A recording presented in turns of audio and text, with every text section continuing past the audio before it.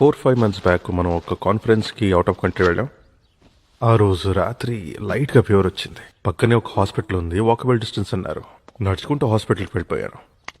కొంచెం చాలు సార్. ఆ హాస్పిటల్ చాలా డీసెంట్గా ఉంది.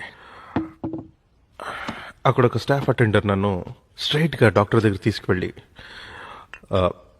స్కాన్, బ్లడ్ టెస్ట్ అని ఒక స్లిప్ రాపిచ్చి నన్ను ల్యాబ్కి తీసుకెళ్ళాడు.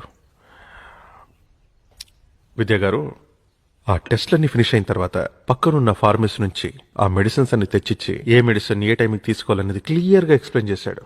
నేను అడిగా, ఈ టెస్ట్కి, మెడిసిన్స్కి, డాక్టర్ కన్సల్టేషన్కి ఫీ ఎంత అని.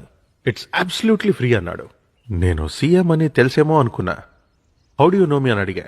హూ ఆర్ యూ సార్ అన్నాడు. అసలు ఇది గవర్నమెంట్ హాస్పిటలా లేకపోతే కార్పొరేట్ హాస్పిటలా అని అడిగాను. It's just a hospital sir అన్నాడు. అందరికీ ఇదే ట్రీట్మెంట్ అన్నాడు. సిక్కేసింది సార్ నాకు. 4 రోజులు నిద్ర పట్టలేదు. ఆ కంట్రీ మనకన్నా రిచ్ అని మీరు అనుకుంటున్నారేమో.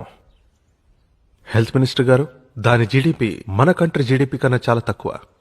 అక్కడ ఉన్నది మనకి లేనిది ఏంటంటే నిబద్ధత.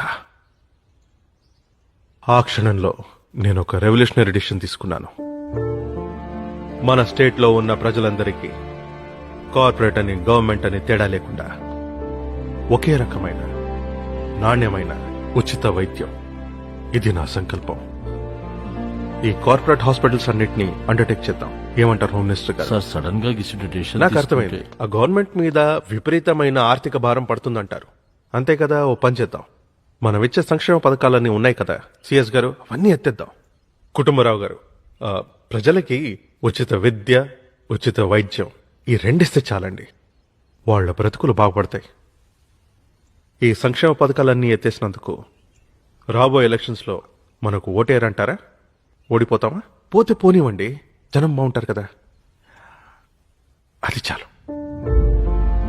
ఉచిత వైద్యం, ఇట్స్ మై డిసిషన్.